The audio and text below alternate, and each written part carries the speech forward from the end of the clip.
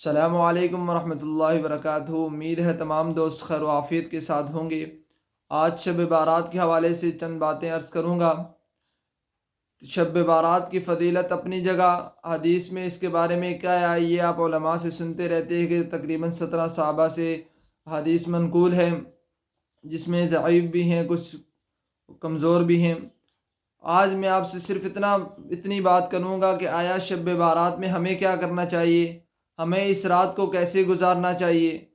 تو عرض گزارش تمام سامعین سے یہ ہے کہ ہمیں چاہیے کہ ہم اس رات کو انتہائی سنجیدگی کے ساتھ عبادت اور عیادت میں گزاریں۔ اس رات میں اللہ تعالیٰ کی عبادت کریں، اللہ تعالیٰ کو راضی کرنے کی کوشش کریں۔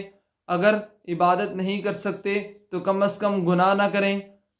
جس طرح عبادت کا ثواب زیادہ ہوگا، اسی طرح گناہ کا عذاب بھی زیادہ ہوگا۔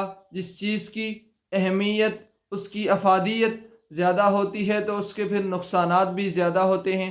تو ہمیں کم از کم یہ چاہیے کہ اگر اس رات میں عبادت نہیں کر سکتے تو ہم گناہوں سے بھی زیادہ سے بچیں۔ اس کے ساتھ ساتھ کم از کم نماز عشاء باجماعت پڑھیں اور نماز فجر باجماعت پڑھیں تاکہ پوری رات عبادت کرنے کا ثواب ملے۔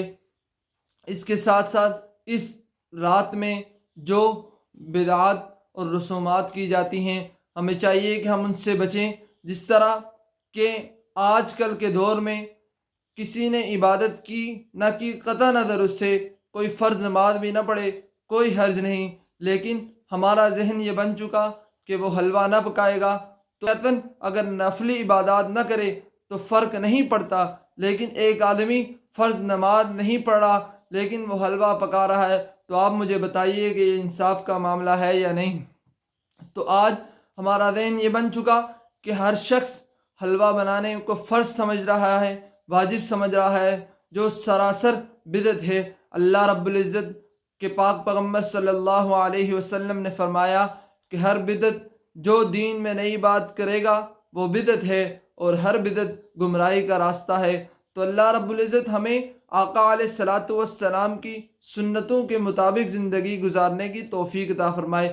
پھر دیگر اس رات میں رسومات اور فحش چیزیں کی جاتی ہیں، جس طرح آتش بازی کرنا۔ آیا یہ کہاں سے ثابت ہے؟ صحابہ کرام کے دور میں نہ کبھی ایسا ہوا، نہ کہیں سے ثابت ہے۔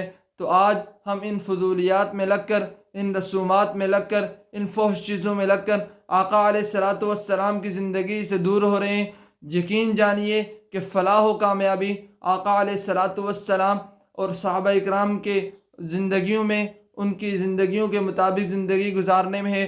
چونکہ آقا علیہ الصلاۃ والسلام نے فرمایا کہ کامیاب طبقہ، بامراد طبقہ وہی ہے جو میرے اور میرے صحابہ کے طریقے پر ہو۔